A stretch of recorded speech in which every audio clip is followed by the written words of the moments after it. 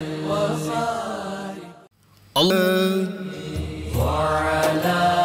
آله وصحبه وبارك وسلم. بسم اللہ الرحمن الرحیم. السلام علیکم ناظرین. پروگرام صبح نور کے ساتھ آپ کا میزبان نذیر احمد غازی حاضر ہے. ناظرین کرام، حضرت ابو انیس محمد برکت علی صاحب رحمہ اللہ کی مشہور تعریف اسماء النبی الکریم صلی اللہ علیہ وآلہ وسلم سے ایک اسم مبارک پڑھنے کی سعادت حاصل کر رہا ہوں. سیدنا حبیب اللہ صلی اللہ علیہ وآلہ وسلم، ہمارے سردار اللہ تعالیٰ کے حبیب، درود و سلام بھیجے اللہ آپ صلی اللہ علیہ وسلم، آپ کی آل پاک اور آپ کے صحابہ کرام پر. حضرت ابو ہریرہ رضی اللہ عنہ سے مروی ہے کہ حضور نبی کریم صلی اللہ علیہ وآلہ وسلم نے فرمایا، اللہ تعالیٰ نے حضرت ابراہیم علیہ السلام کو اپنا خلیل بنایا اور حضرت موسیٰ علیہ السلام کو اپنے ساتھ کلام و سرگوشی کرنے والا بنایا اور مجھے اپنا حبیب بنایا. اور پھر اللہ تعالیٰ نے فرمایا، قسم ہے مجھے اس عزت و جلال کی، میں ضرور اپنے حبیب کو اپنے خلیل و کلیم پر ترجیح اور فوقیت دوں گا. ناظرین کرام، آج ہم ایک ایسی عظیم ہستی کا ذکر پاک کریں گے اور ان کے فضائل، ان کی عظمت رفعت بیان کریں گے، جن کا لقب ساقی حرمین تھا. رحمت کونین صلی اللہ علیہ وسلم کے یہ مشیر بھی تھے، محافظ بھی تھے. ناموس رسالت کی تحریک کے بانیوں میں سے ان کو کہا جاتا ہے. یہ وہ ہستی تھے، سیدنا عمر فاروق، سیدنا صدیق اکبر، عثمان ذوالنورین، علی المرتضیٰ ان کا اتنا احترام کرتے تھے کہ اگر وہ سواری پہ جا رہے ہوں تو یہ سواری سے اتر جاتے تھے ان کے احترام میں. انہی کی والدہ کو یہ شرف حاصل تھا کہ کعبۃ اللہ کو پہلا غلاف اور پہلا لباس جو پہنایا وہ ان کی والدہ ماجدہ نے پہنایا تھا. یہ وہ ہستی تھی جنہوں نے جب میدان بدر میں کفار مکہ کو ذلت آمیز شکست ہو گئی اور وہ روتے چیختے چلاتے مکہ کی طرف واپس گئے. مکہ کا ہر گھر ماتم کدہ بنا ہوا تھا، لیکن ایک گھر تھا جہاں خوشیوں کے شادیانے بج رہے تھے، جہاں پہ جو تھی وہ روشنی ہو رہی تھی اور خوشیاں منائی جا رہی تھیں. یہ وہ ہستی تھی جب نبی عالمین صلی اللہ علیہ وسلم کے پاس انصار کچھ بیعت عقبہ ثانیہ کے وقت کچھ صحابہ کرام، کچھ لوگ جو تھے مدینہ منورہ سے گئے آپ صلی اللہ علیہ وسلم کی بارگاہ میں اور جا کے یہ درخواست کی کہ آپ مدینہ منورہ ہجرت فرمائیں، ہمارے پاس تشریف لے آئیں. تو وہ جو خفیہ گفتگو رات کے وقت میں اللہ کے محبوب صلی اللہ علیہ وسلم اپنے رازداں کو لے کے گئے، وہ یہ ہستی تھی رازداں. اور جا کے انہوں نے انصار مدینہ سے جو گفتگو کی تو مجھے خیال آ رہا تھا کہ بہت بڑا کوئی وکیل جس طرح جرا کرتا ہے، یہ اس طرح ان سے گفتگو فرما رہے تھے. اور وہ لمحے بہت زبردست ہے جب انہوں نے کہا، تمہیں پتہ ہے کہ تم محمد عربی صلی اللہ علیہ وسلم کو اپنے ساتھ لے جانا چاہتے ہو اور ان کو لے جانے کا مطلب کیا ہے؟ مجھے لگتا ہے اقبال کی روح بھی کہیں آس پاس پھر رہی ہوگی. اس نے کہا، چمی گویم مسلمانم بلرزم کہ دانم مشکلات لا الارا. یہ شہادت گئے الفت میں قدم رکھنا ہے. لوگ آسان سمجھتے ہیں مسلمان ہونا. انہوں نے کہا، تم محمد صلی اللہ علیہ وسلم کو لے جا رہے ہو، تمہیں معلوم ہے کہ پوری دنیا کو اعلان جنگ کے مترادف ہے یہ، اور ہم ان کی حفاظت اپنی جان مال اولاد سے بڑھ کے کرتے ہیں. تم اس طرح حفاظت کر سکو گے ان کی؟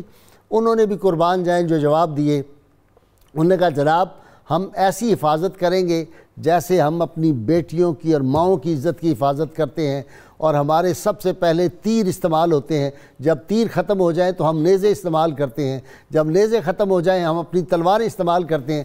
تو انہوں نے کہا کہ تم بھول گئے وہ زرہ کے بارے میں کیا خیال؟ ہوگا زرہ بھی ہماری ایسی ہیں، وہ سر سے پاؤں تک ہم زرہ میں اور جو لوہے میں ڈوبے ہوتے ہیں. ہم سرکار مدینہ صلی اللہ علیہ وسلم کی طرف کوئی آنکھ اٹھنے نہیں دیں گے، کوئی ہاتھ بڑھنے نہیں دیں گے. پھر اس کا ثبوت صحابہ جو انصار صحابہ تھے ان کی ساری زندگی جو ہے پھر اس بات کا ثبوت ہے. اور میدان بدر جب لگنے والا تھا تو یہ انصاری صحابی تھے جنہوں نے اٹھ کے کہا تھا کہ نبی کا حکم ہو. حفیظ جلندری اس کو کہا، بڑا خوبصورت کہا تھا کہ نبی کا حکم ہو تو پھانس جائیں، اٹھے مقداد اور یہ عرض کی اے ہادی عالم نہیں ہے قوم موسیٰ کی طرح کہہ دینے والے ہم، نبی کا حکم ہو تو پھانس جائیں ہم سمندر میں اور جہاں کو زیر کر دیں نعرہ اللہ اکبر میں۔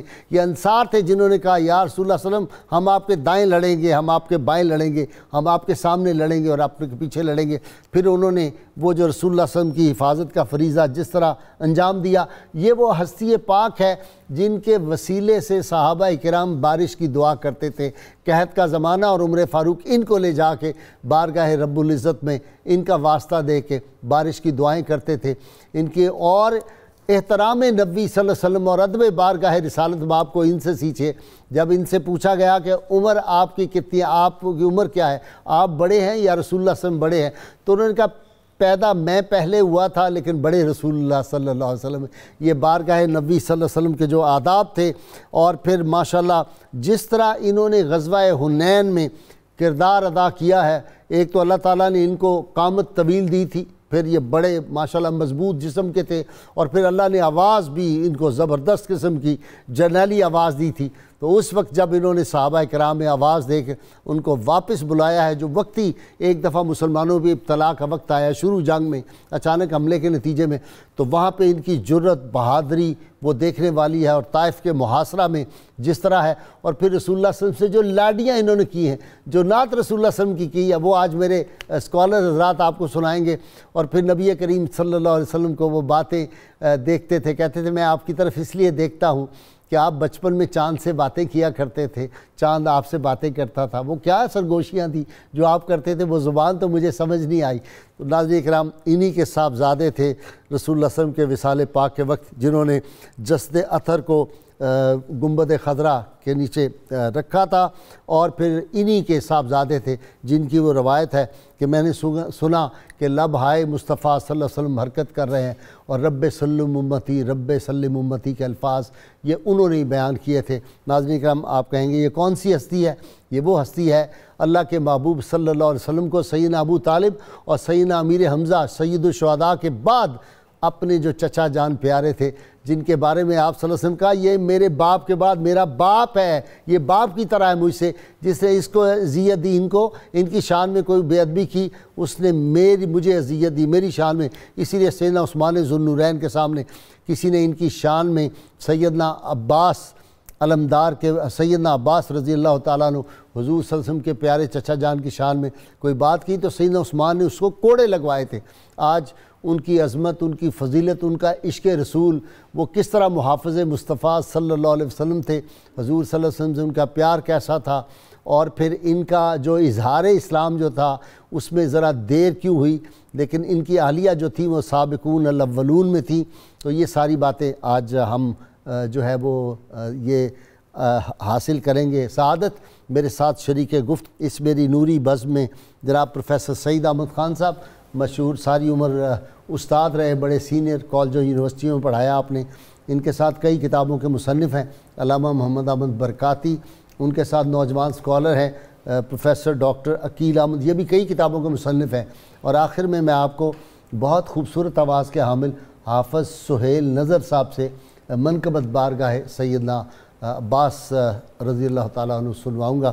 میں ابتدا کر رہا ہوں جناب سعید احمد خان صاحب سے۔ جی سعید احمد خان صاحب۔ بسم اللہ الرحمن الرحیم۔ بہت شکریہ محترم جسٹس صاحب کہ آج ہم کاروان انسانیت کے اس مہکتے پھول کا ذکر کر رہے ہیں کہ جن کا نام نامی زبان پر آتے ہی آقا علیہ السلام کی محبت کے چشمے پھوٹتے۔ سبحان اللہ، سبحان اللہ۔ سیدنا حضرت عباس بن عبد المطلب حضور علیہ السلام کے تقریباً ہم عمر ہیں، 2-3 سال کا فرق ہے، جی، بعد نے 2 کا لکھا، بعد نے 3 کا۔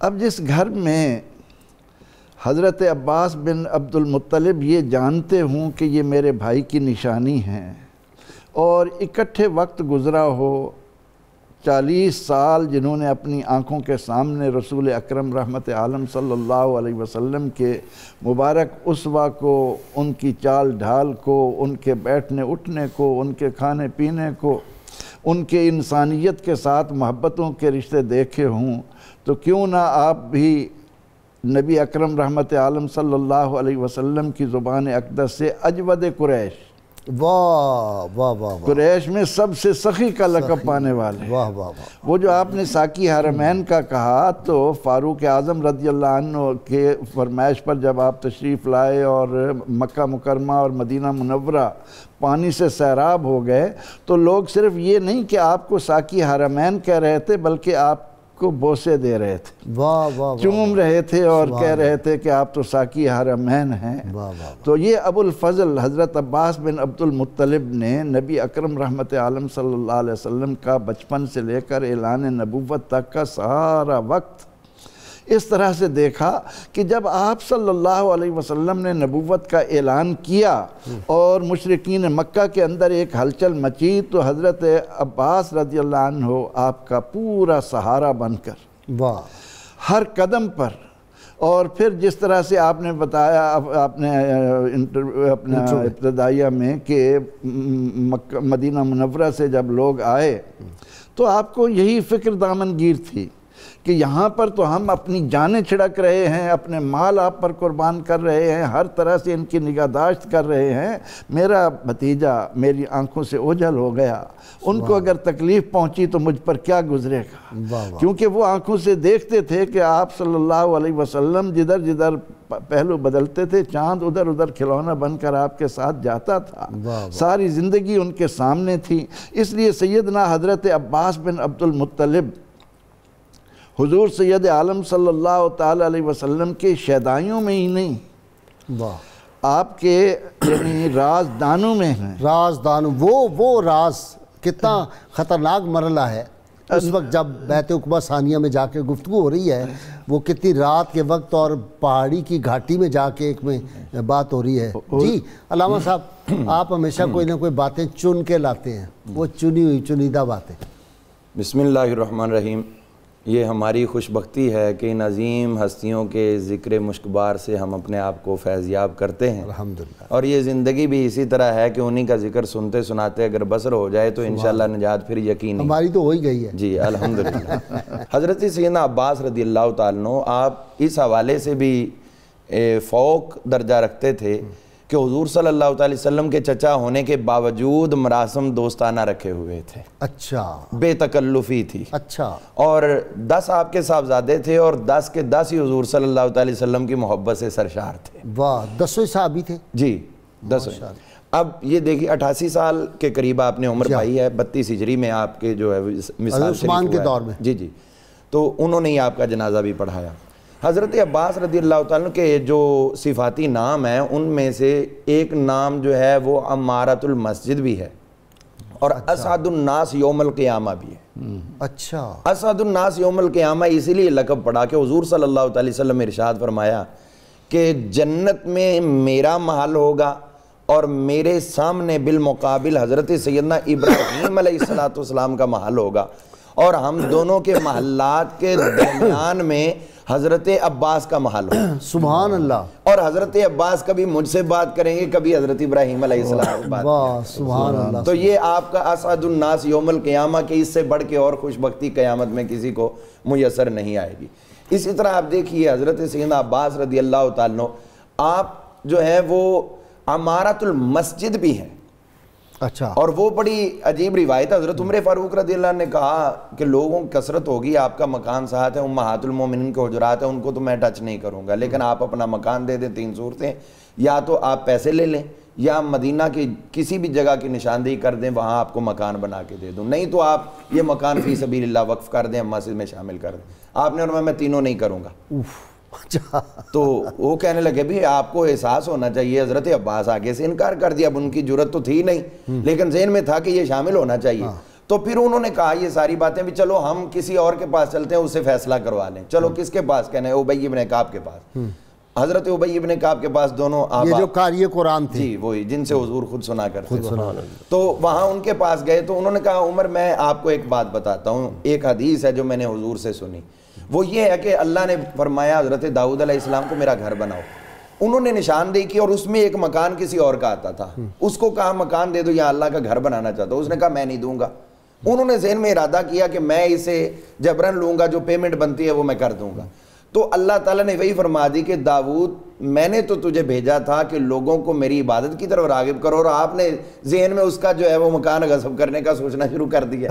یہ اتنی بڑی بات میں اپنے گھر کے لیے نہیں مناسب سمجھتا، لہٰذا اب یہ بیت المقدس جو ہوگا اس کی تکمیل آپ کے بیٹے حضرت سلیمان علیہ السلام کے ہاتھوں ہوگی۔ ٹھیک، حضرت عمر نے سنا تو آپ کو کچھ ناراضگی، اور میں تو آیا تھا بھی تو کہے گا ٹھیک ہے مسجد میں دے دیں، اور آپ نے الٹا ادھر مور لگا دی۔ تو انہوں نے پکڑ لیا اب یہ بات تم نے رسول اللہ صلی اللہ علیہ وسلم کی طرف منسوب کی ہے، اس کا کوئی نہ کوئی ہمیں حوالہ دو۔ تو ان کو لے کے مسجد نبوی شریف میں آئے تو یہاں صحابہ بیٹھے ہوئے تھے، حضرت ابو ذر غفاری رضی اللہ عنہ اور دیگر صحابہ۔ آپ نے فرمایا بھی کون ہے؟ جب میں نے یہ حدیث حضور سے سنی تھی کون کون موجود تھے؟ حضرت ابو ذر غفاری بولے میں موجود تھا، ایک اور بولے میں موجود تھا، ایک اور بولے میں موجود۔ یہ ساری باتیں کہ حضرت عمر فاروق خاموش ہو گئے۔ اب یہاں یہ دیکھیں امیر المومنین ہے، فوری طور پر سرنڈر کر دیا، حضور کی بات آئی ہے۔ انہی کا پرنالہ تھا جو ان کو کندھے پہ اٹھا کے لگایا تھا، اور سیدنا عباس کا پرنالہ۔ اچھا اب آپ یہ دیکھیں، یہ ہے عمر فاروق کی شان رضی اللہ تعالیٰ عنہ۔ جہاں حضور صلی اللہ علیہ وسلم کی کوئی بات آئی وہاں عمر فاروق کی کوئی انا کوئی نہیں ہے، وہیں سرنڈر۔ ایسے ہی ہے جی، بالکل۔ اور پھر جب یہ سارا معاملہ ہو گیا حضرت عمر فاروق رضی اللہ عنہ چہرے پہ کچھ تھوڑی سی پژمردگی آ گئی، تو حضرت سیدنا عباس رضی اللہ عنہ نے دیکھا تو فرمایا ساری باتیں ہو گئیں، اب میں اپنی مرضی سے یہ مکان مسجد نبوی کے لیے پیش کرتا ہوں۔ اللہ اکبر، یہ امارۃ المسجد، یہ آپ کا لقب جو ہے وہ اس وجہ سے ہے۔ اور حضرت سیدنا عباس رضی اللہ عنہ جسمانی طور پر انتہائی قداور تھے۔ حضرت عبداللہ بن عباس رضی اللہ عنہ جب آپ کے صاحبزادے جب کسی گھوڑے پہ دراز قد گھوڑے پہ بیٹھتے تھے تو آپ کے پاؤں زمین کو چھوا کرتے تھے، حضرت عبداللہ بن عباس کے۔ اور جب یہ اپنے والد محترم حضرت عباس کے ساتھ کھڑے ہوا کرتے تھے تو ان کے کاندھے کے برابر آیا کرتے۔ تو اس سے اندازہ کر لیں کہ آپ کا قد جو ہے وہ کس قدر بلند تھا۔ اور ابو الیسر نے جب آپ کو ان کا قد اتنا ہی تھا، لیکن اگلی بات میں آپ کو بتا نہیں سکتا، مجھے بزرگوں نے منع کیا، لیکن میں اس بات کی آپ کو ایسے ہی ہے جیسے سامنے دیکھا ہو۔ سبحان اللہ، کیا بات ہے، مشاہدہ جی، عرفان یہی ہے۔ اچھا اب ابو الیسر جو تھا اس نے جب آپ کو پکڑا، آپ کی آواز میں اتنی چنگھاڑ تھی کہ وہاں پر دور دور تک کئی جانور بھی ہل گئے، اور یہ انتہائی کمزور سے، اور حضرت عباس کو پکڑ کے لا رہے ہیں، لوگ بھی حیران ہیں یار اتنے قداور جسیم اور یہ ان کو ایک کمزور سا بندہ پکڑ کے لے جا رہا ہے۔ تو جب حضور کے پاس پہنچے تو حضور صلی اللہ علیہ وسلم کے پاس پہنچنے سے پہلے کہنے لگے تم مجھے لے کے جا رہے ہو؟ تو حضور نے کو میرے بارے میں بات کی ہے؟ تو وہ کہنے لگے حضور نے فرمایا تھا کہ عباس کو کسی نے قتل نہیں کرنا، ابو البختری اور اس کو دونوں قتل نہیں کرنا۔ تو وہاں پر انہوں نے بڑی ایک محبت بھری بات کہی، کہنے لگے حضور صلی اللہ علیہ وسلم کی یہ کوئی پہلی عنایت تو نہیں، یہ حضور کا پہلا ہی ہمارے اوپر احسان نہیں ہے۔ وہ لے کے گئے تو پھر بعد میں پوچھا یار وہ اتنا کمزور سا آدمی آپ کو پکڑ کے کیسے لے گا؟ کہتے ہیں مجھے بھی سمجھ نہیں آئی، میں اتنا طاقتور اور یہ مجھے لے گیا۔ تو حضور مسکرائے، آپ نے فرمایا تمہارے ساتھ معاونت ابو الیسر کے ساتھ حضرت جبریل اور میکائیل دونوں کر رہے ہیں۔ اچھا، تو یہ حضرت عباس رضی اللہ تعالیٰ عنہ آپ کے جو ہے امت کے اوپر کچھ احسانات بھی ایسے ہیں، احسانات بھی ایسے ہیں جو آج امت کے اندر رائج ہیں، اور بہت سے ایسے لوگ جن کے ذہنوں میں مکڑی کا جالا بن جائے تو وہ حضرت عباس کی برکت سے دور ہوتے ہیں۔ اور میں اس ضمن میں عرض کروں جب جنگ یرموک ہونے لگی تو حضرت عبداللہ بن قرط رضی اللہ عنہ حضرت عمر فاروق رضی اللہ کے پاس امداد لینے کے لیے، صحابہ اکرام کے مجاہدین کی جو ہے وہ کمک لینے کے لیے آئے، تو انہوں نے اس وقت فرمایا بھی ابھی تو میں تیار کروں گا۔ انہوں نے کہا آگے 8 لاکھ لوگ آ چکے ہیں اللہ، اور ان کے ساتھ جنگ، اور ہماری تو تعداد ہی ان کے مقابلے میں نہ ہونے کے برابر یرموک میں جی۔ اور اس وقت یہ ہوا کہ وہ جب جانے لگے تو پھر وہ سوچا، حضرت عبداللہ بن قرط نے کہنے لگے کہ یہ میرا ہو سکتا ہے آخری سفر ہو تو میں حضور صلی اللہ علیہ وسلم کی خدمت میں عاجزانہ سلام عرض کر کے جاؤں۔ جب وہ حضور صلی اللہ علیہ وسلم کی تربت اطہر کے پاس پہنچے ہیں تو وہاں دیکھا حضرت ام المؤمنین عائشہ صدیقہ طیبہ طاہرہ باپردہ وہاں پر ہدیہ درود و سلام پیش کر رہی ہیں۔ حضرت سیدنا امام حضرت سیدنا عباس اور سیدنا مولا علی المرتضیٰ شیر خدا، حضرت عباس نے امام حسن کو گود میں اٹھایا ہوا ہے اور حضرت مولا علی نے امام حسین کو گود میں اٹھایا ہوا ہے۔ حضرت عباس رضی اللہ عنہ سورہ انعام کی تلاوت کر رہے ہیں اور حضرت مولا علی پاک رضی اللہ عنہ سورہ ہود کی تلاوت فرما رہے ہیں۔ یہ ہے کسی بھی بزرگ ہستی کے مزار پر انوار کے قریب بیٹھ کر کلام اللہ کی تلاوت کرنا، یہ انہی پاک اہل بیت اطہار کی سنت ہے۔ اور جب یہ جانے لگے تو انہوں نے فرمایا بھی ہمیں محسوس ہو رہا ہے کہ آپ جانے لگے ہو واپس، تو انہوں نے کہا ہاں جانے تو لگے ہیں۔ تو پھر کس لیے آئے تھے، وہ کام پورا ہوا نہیں ہوا. حضرت عمر نے، حضرت مولا علی کہنے لگے جاؤ عمر کے پاس جاؤ، ان سے کہو کچھ اور نہیں دیتے تو کم از کم دعا کر دیں، کیونکہ یہ وہ ہے کہ حضور نے فرمایا ان کی زبان پہ حق بولتا ہے، جب یہ دعا کریں گے تو تمہارا کام ہو جائے گا. اب یہاں پر انہوں نے کہا کہ پھر ایسے نہیں دعا، مولا علی آپ دعا کرائیں، حضرت عباس آمین کہیں اور میں بھی آمین کہوں، اور پھر امہات المومنین حضرت سیدہ حفصہ اور حضرت ام المومنین سیدہ ام سلمہ، ام المومنین حضرت سیدہ عائشہ صدیقہ، یہ اس آمین میں شامل ہوئیں. حضرت عباس اور مولا علی حضور صلی اللہ علیہ وسلم کے وسیلے سے اس جنگ میں کامیابی کی دعا کر رہے تھے، اور یہ سارے آمین آمین کہتے ہیں. سبحان جی. غازی وہ کیا منظر ہوگا جی. ام المومنین بیٹھی ہیں، علی المرتضیٰ شیر خدا، امام حسن علیہ السلام، امام حسین علیہ السلام اور سیدنا عباس بیٹھے. چشم فلک نے ایسا منظر دوبارہ کہاں دیکھا ہوگا. غازی صاحب نبی کریم علیہ السلام کے اسوہ حسنہ کو سٹڈی کرنے کے لیے ان سعید ارواح کا مطالعہ ضروری ہے، کیونکہ ہمیں سیرت نبی علیہ السلام کی اکثر جہات انہی صحابہ و اہل بیت کے ذریعے اس کی انڈرسٹینڈنگ ہوتی ہے. غزوہ بدر کا یہ بھی حضرت نے ذکر کیا، جب آپ کو کہہ لیں کہ لایا گیا، جو مجبوری کی حالت میں وہ لوگ لائے تھے، اور جب باندھا گیا تو آپ کے کراہنے کی آواز آئی جس سے آقا کریم علیہ السلام کو تکلیف ہوئی. آپ نے اپنی زبان اقدس سے کچھ نہیں کہا. صحابہ کرام مزاج شناسائے رسول تھے، ساری رات آپ سوئے نہیں ساری رات رہے. اچھا اگلی بات دیکھیے، یہ عدل آپ تو جانتے ہیں کہ عدل نبی کریم علیہ السلام کائنات کے عادل اعظم ہیں، تو صحابہ نے صرف چہرے جس کو کہتے ہیں جیسچر دیکھے تو فوراً جا کے رسیاں ڈھیلی کر دیں. تو آقا کریم علیہ السلام نے صحابہ سے پوچھا، میرے صحابہ عباس کی آواز چپ ہو گئی ہے. اس میں بھی شاید ایک لذت ہو کہ عباس کی آواز تو آ رہی ہے نا.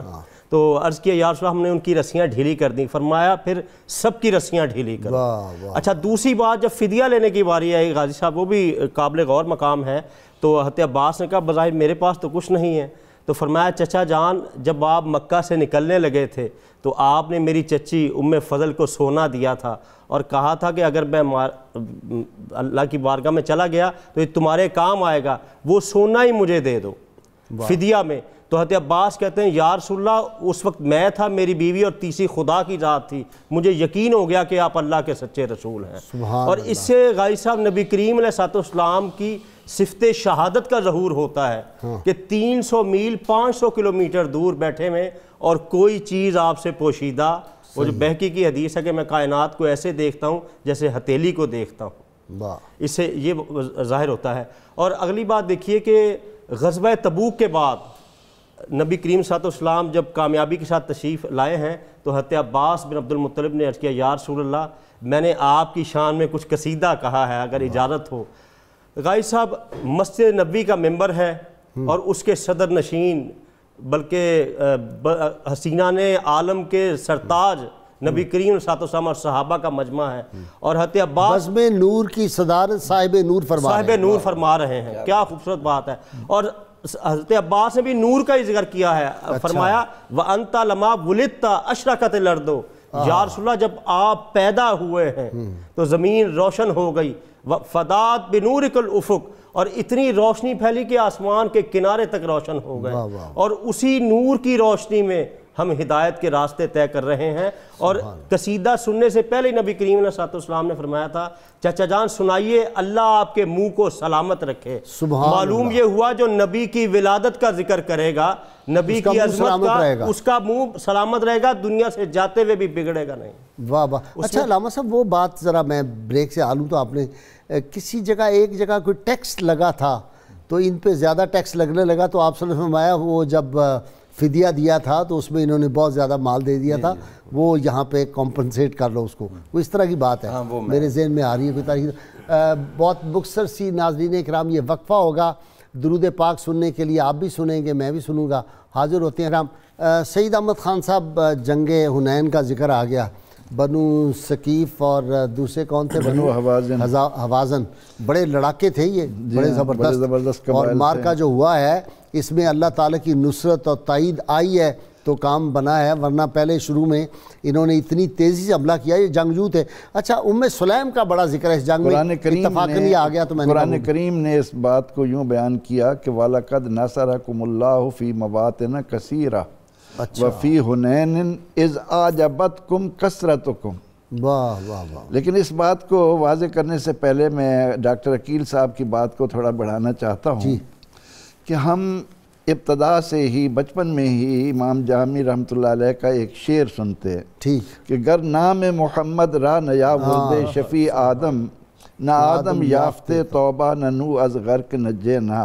اگر نام محمد را نیا ورد شفیع آدم، اگر آدم علیہ السلام توبہ نہ آدم غرق نجینا. تو یہ بات کچھ دوستوں کی طرف سے آواز آتی نہیں جی یہ جامی کا شعر ہے، تو ہم حیران ہوتے کہ نبی اکرم رحمت عالم صلی اللہ علیہ وسلم کا وسیلہ ابتدا سے آ رہا ہے. تو جب مطالعہ کیا تو یہ راز حضرت عباس بن عبد المطلب رضی اللہ تعالی عنہ کی شخصیت سے قیامت تک آنے والے اہل ایمان پر کھل گئے. واہ. آپ نے نبی اکرم رحمت عالم صلی اللہ علیہ وسلم کی موجودگی میں جب وہ نعت سنائی جس کا ذکر ابھی ڈاکٹر صاحب نے کیا، تو ان کے ابتدائی شعروں میں آپ نے یہ بھی فرمایا کہ یا رسول اللہ صلی اللہ علیہ وسلم آپ تو وہ ہیں کہ جن کے صدقے میں، جن کے نام کی بدولت آدم کی توبہ قبول ہوئی. واہ واہ واہ. آپ وہ ہیں جن کے نام کے صدقے میں حضرت نوح علیہ السلام کی کشتی کنارے لگی. سبحان اور اللہ. آگے عرض کرتے ہیں وَرِدْتَ نَارَ الْخَلِيلِ مُقْتَتِمًا فِي صُلْبِهِ أَنْتَ كَيْفَ يَحْتَرِقُ. یا رسول اللہ صلی اللہ علیہ وسلم حضرت ابراہیم علیہ السلام کی پشت میں تو آپ تھے، نار نمرود ان کو کیسے جلاتی. آپ کا نور جلوہ گر تھا. سیدنا حضرت عباس بن عبد المطلب رضی اللہ عنہ نے اہل ایمان کے لیے یہ راہیں واضح کر دیں. جامی نے اس حدیث کا ترجمہ کیا، انہوں نے ترجمہ کیا ہے. تو ایک تو حضرت عباس بن عبد المطلب کا امت پر یہ احسان ہے کہ انہوں نے، اور پھر یہی وجہ تھی کہ حضرت عمر رضی اللہ عنہ جیسے انہیں وسیلہ بنا رہے ہیں اور وہ یہ کہہ رہے ہیں کہ بے ام نبی یہ کا. تو در حقیقت نبی کے چچا کا کہہ کر عمر رضی اللہ عنہ نے بھی دنیا والوں کو بتایا کہ یہ بھی حضور علیہ السلام ہی وسیلہ ہیں. تو سیدنا حضرت عباس بن عبد المطلب صاحب لے لوں اپنا وہ جو کالر انتظار میں ہیں، اور پھر آپ نے ام سلیم والا واقعہ بڑا ایمان افروز ہے وہ بھی بیان کرنا ہے. جی السلام علیکم. وعلیکم السلام. جی یہ گجرات سے تو نہیں بول رہے بھائی کہ جنگ سے؟ جی گجرات سے سید علی امیر شاہ بات بس کروں گا. وہی مجھے یاد آ گیا کہ گجرات سے آواز ہے. جی جی شاہ صاحب. میرا سوال یہ ہے حضرت عباس بن عبد المطلب کتنے بھائی تھے، کتنی بہنیں تھیں، ان کا نام بتا دیں. ٹھیک ہے حضرت عباس کے بھائی اور بہنیں. جی نیکسٹ. جی السلام علیکم. جی حضور وعلیکم السلام ورحمۃ اللہ وبرکاتہ. حضور محمد عمران عرض کر رہا ہوں چشتیاں شریف سے قریب حاصل کرتے ہیں. حضرت خواجہ نور مہاروی رحمۃ اللہ علیہ جانا ہے اور میرا سلام عرض کرنا ہے اور میرے سوال. جی حضور. ٹھیک ہے. میاں منیر مغیروی وہاں ہمارے دوست ہوتے تھے کسی زمانے میں. جی جی حضور. جی حضور آپ سے دعاؤں کی التجا کرتے ہیں حضور. خیر کرے. ہم سارے فیملی کے افراد جو ہے مل کر آپ کا حضور پروگرام سنتے ہیں، آپ سے دعاؤں کی التجا کرتے ہیں. بہت شکریہ. حضور مختصراً عرض یہ ہے کہ حضرت عباس رضی اللہ تعالیٰ عنہ کی اولاد کے بارے میں تھوڑی سی انفارمیشن دیتے ہیں. ٹھیک ہے. سیدنا عباس کے. نیکسٹ. السلام علیکم. وعلیکم السلام. جی کون سا؟ محمد جاوید قائم خانی بات کر رہا ہوں سر. جی بھائی کیا حال ہیں آپ؟ خیریت سے ہیں؟ اللہ کا کرم ہے. میری والدہ بیٹھی آپ کا پروگرام ڈیلی سنتی ہے، وہی آ کے مجھے کہتی ہے کہ پروگرام لگاؤ. وہی بہت شکریہ. اللہ ان کو صحت اور لمبی زندگی عطا فرمائے، ایمان والی. آمین آمین. میرا سوال یہ تھا کہ عباس بن مطلب کے وصال کیسے ہوا، ان کا مزار یا ان کو کہاں دفن کیا گیا؟ ٹھیک ہے جی ٹھیک ہے. ان کا پوچھ رہے. جی علامہ صاحب آپ اس کا جواب دیں گے. حضرت عباس کے کتنے بھائی بہنیں تھیں؟ دو سوال تو وہی تھے. اور عباس بن عبد المطلب جو ہیں ان کا وصال کہاں ہوا اور ان کا مزار کہاں؟ جی آپ کے جو ہیں وہ 10 بیٹے تھے، 3 بیٹیاں تھیں حضرت عباس رضی اللہ عنہ کی. اور آپ کے جو برادران ہیں آپ کے علاوہ 11 تک کی روایت ہے، 12 آپ خود تھے. 10 کی دعا حضرت عبد المطلب نے کی تھی، تو حضرت امیر حمزہ اور حضرت عباس ان کے بعد میں آئے ہیں. ٹھیک ہے. تو 6 جو ہیں وہ آپ کی ہمشیرگان تھیں. ٹھیک ہے. آگے جی ان کا مزار بقیع میں ہے؟ ہاں جی بقیع شریف میں. بقیع شریف میں ہے. اور حضرت عثمان کے دور میں انہوں نے وفات پائی. مزار چھوڑا ہی نہیں لوگوں نے. سیدہ فاطمہ کا مزار کو نہیں چھوڑا، سیدنا عبداللہ کی قبر انور کو. بلکہ محدثین نے اس مقام پر لکھا ہے کہ جب حضرت عباس بن عبد المطلب رضی اللہ عنہ کا وصال ہوا تو اس طرح لوگ جمع ہوئے کہ مدینہ منورہ میں اس سے بڑا اجتماع کبھی نہیں دیکھا گیا تھا. اور حضرت عثمان رضی اللہ تعالیٰ عنہ نے آپ کی نماز جنازہ پڑھائی اور جنت البقیع میں آپ کو دفن کیا گیا۔ تو میں وہ عرض کر رہا تھا کہ حضرت عباس بن عبد المطلب رضی اللہ تعالیٰ عنہ نبی اکرم رحمت عالم صلی اللہ علیہ وسلم پر جان فدا کرنے کو ایمان کی روح سمجھتے تھے۔ سبحان اللہ۔ اور وہ جو حضرت ام سلیم سلام رضی اللہ عنہا کا واقعہ ہے، اس کا تعلق یہ ہے کہ جب حضور علیہ الصلوۃ والتسلیم فتح مکہ کے بعد طائف کی طرف، حنین کی طرف گئے تو اس وقت مسلمانوں کی تعداد بہت زیادہ تھی، اور بعض کے زبان سے 12,000 تھے، 12,000 کے قریب تعداد تھی، اور بعض کی زبان پر یہ آیا کہ پہلے تو ہم چند ہوتے تھے، تھوڑے ہوتے تھے، اللہ تعالیٰ فتح و نصرت عطا کرتا تھا، آج تو ہماری اتنی بڑی تعداد ہے، لیکن پروردگار عالمین کو تو عجز پسند ہے، کبریائی اسی کے لیے، ہر طرح کی عظمتیں اسی کے لیے۔ اب جب یہ مسلمان آگے بڑھے تو ایک وادی تھی، اس میں مشرکین پہلے آ کر گھس گئے تھے، اور اتفاق سے ایسا رن پڑا کہ مسلمان تتر بتر ہوئے، مسلمانوں کا وہ اچانک حملہ ہوا نا جی، ایکسپیکٹ نہیں کر رہے تھے۔ نبی اکرم رحمت عالم صلی اللہ تعالیٰ علیہ وسلم اس مجمع میں بھی اتنی جرأت اور استقامت کے ساتھ آپ یہ آواز لگا رہے ہیں کہ الا این ایھا الناس، لوگوں کہاں ہو، انا النبی لا کذب، انا ابن عبد المطلب، میں نبی کا بیٹا ہوں، میں جھوٹا نہیں ہوں، میں عبد المطلب کا بیٹا ہوں۔ اب اسی اثناء میں اس خبر نے ادھر ادھر جو میں نبی ہوں، عبد المطلب کا بیٹا ہوں، انا النبی لا کذب، اور میں غلط بیانی کرنے والا نہیں ہوں، میں عبد المطلب کا بیٹا ہوں۔ تو اس خبر نے کہ رسول اللہ صلی اللہ علیہ وسلم دشمن کے اندر پھنس گئے ہیں، تو ام سلیم کے کانوں تک جب یہ بات پہنچی تو فوراً وہ تیار ہو گئی، اونٹ تیار کیا، کمر میں تلوار لٹکائی، اور حضور سید عالم صلی اللہ تعالیٰ علیہ وسلم کے پاس پہنچنے کے لیے بڑی تیزی سے اونٹ کو دوڑاتی جا رہی ہیں۔ جی علامہ صاحب۔ ہاں جی، اصل میں یہ ہوا نا جی کہ یہ سارے پتھروں کے پیچھے چھپ کے بیٹھے ہوئے تھے۔ جی ہاں جی ہاں، اور صحابہ کو امید نہیں تھی کہ یہاں جنگ ہوگی، ان کا خیال تھا آگے میدان جنگ میں ہوں گے، مطلب ایزی ہو کے چل رہے تھے، تو اچانک یہ مسئلہ ہوا، تو اس کے بعد پھر انہوں نے، لیکن پھر جب واپس آئے حضرت عباس سے آواز لگائی، اگر گھوڑا وہ اٹکا، گھوڑا چلنے میں ہوتا ہے نا بعض کا تردد، یا اونٹ نے کیا، انہوں نے وہی چھوڑ دی سواری، پیدل دوڑتے ہوئے آئے، اور بالکل جو ہے شمع پہ پروانے ہوتے ہیں، بالکل وہی منظر ہے سارا۔ بلکہ ایک موقع ایسا آیا کہ ایک مسلمان کو ایک کافر آیا تو وہ اٹھا کر لے گیا، تو حضور صلی اللہ علیہ وسلم نے ارشاد فرمایا، وہ قلعے کے اندر لے کے گیا تو آپ نے فرمایا جو اس کو چھڑا کے لائے گا وہ جنتی۔ اچھا، تو حضرت عباس رضی اللہ عنہ وہاں سے فوراً کھڑے ہوئے، اچھا، اور آپ وہاں قلعے کی طرف گئے، وہاں سے آگے کفار جو ہیں وہ تیر مار رہے ہیں، نیزے چلا رہے ہیں، اور یہ قدرت خداوندی ہے کہ ان میں سے ایک بھی حضرت عباس کو نہیں لگا، اور آپ وہاں پر گئے اور اس کو جا کے پکڑا مسلمان کو، اور جس نے اس کو گرفتار کیا ہوا تھا اس کو بھی پکڑ لیا، اور دونوں کو لا کے حضور کی خدمت میں پیش کیا۔ سبحان اللہ۔ تو یہ ان کا ایک جذبہ اور جرأت ہے، تو اسی لیے حضور صلی اللہ علیہ وسلم کے خچر مبارک کی مہار تھامی ہوئی ہے، اور آگے آگے چل رہے ہیں۔ عباس کا مطلب بھی تو ہوتا نہیں کہ غصے والا شیر، جلالی شیر، بالکل ہے، جلالی شیر۔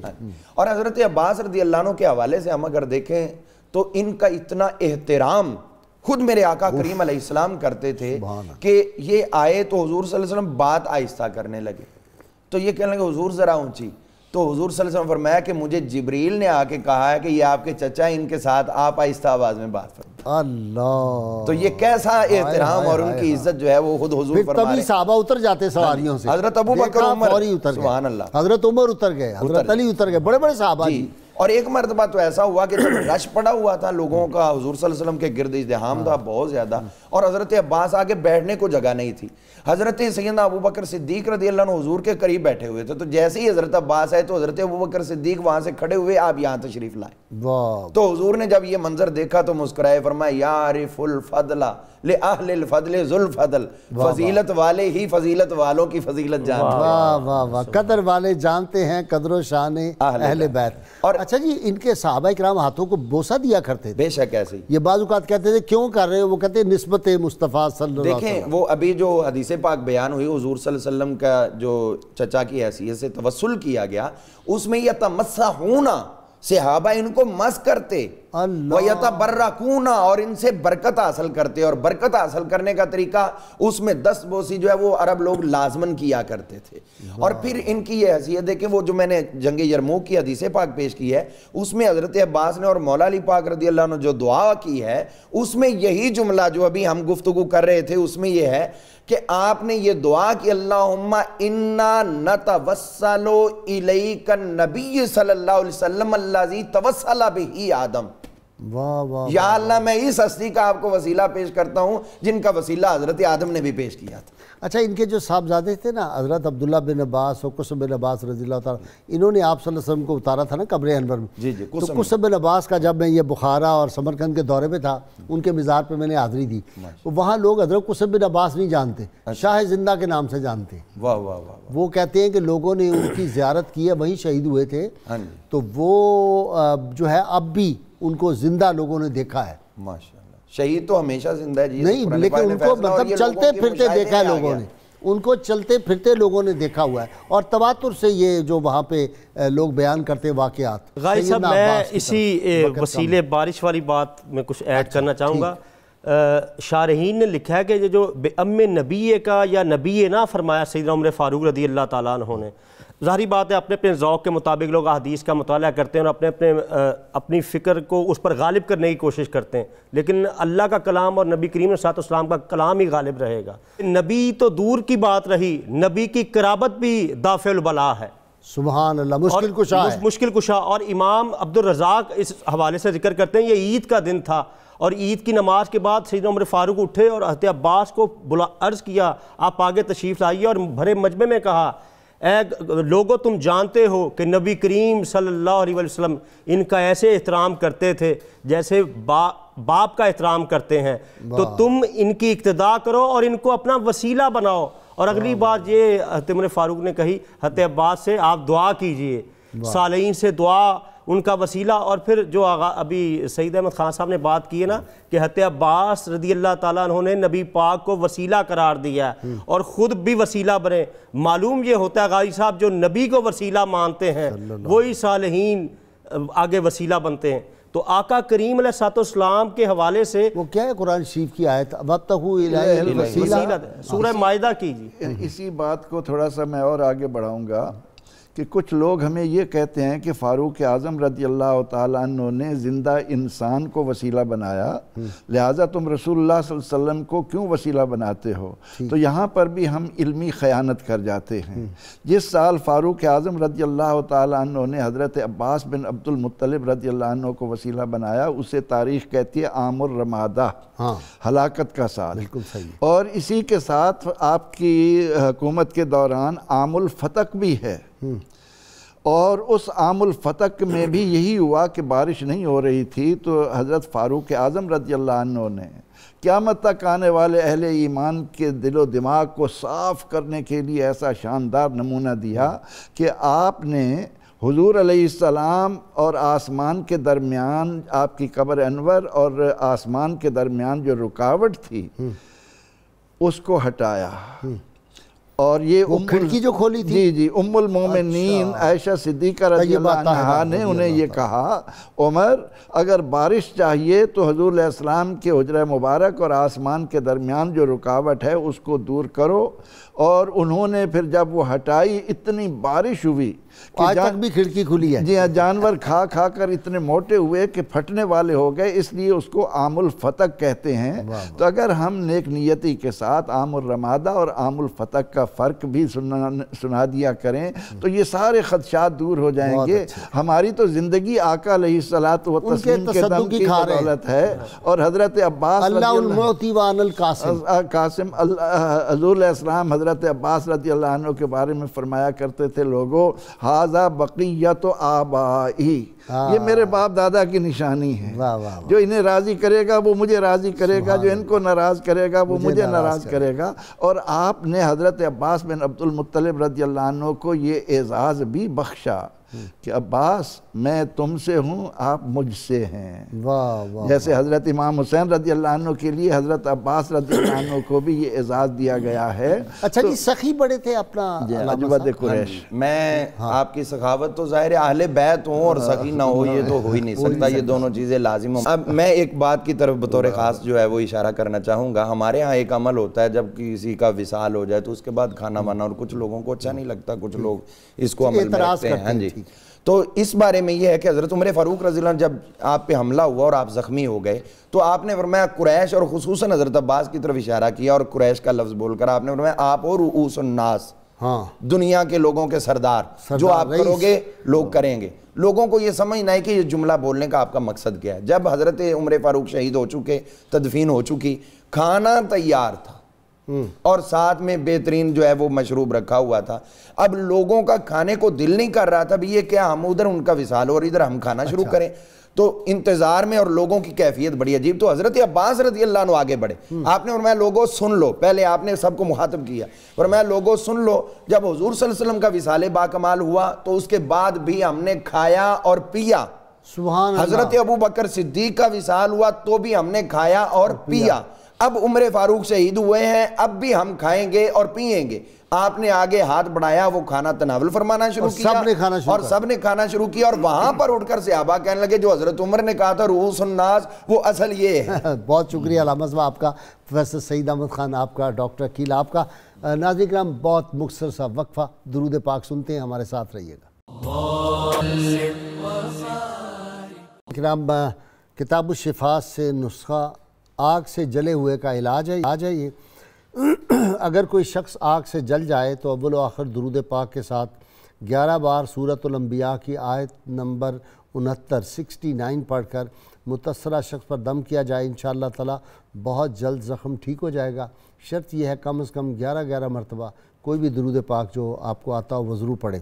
سیدنا علی المرتضیٰ شیر خدا کرم اللہ وجہ الکریم فرماتے ہیں حقیقی توبہ 4 ستونوں پر استوار ہے.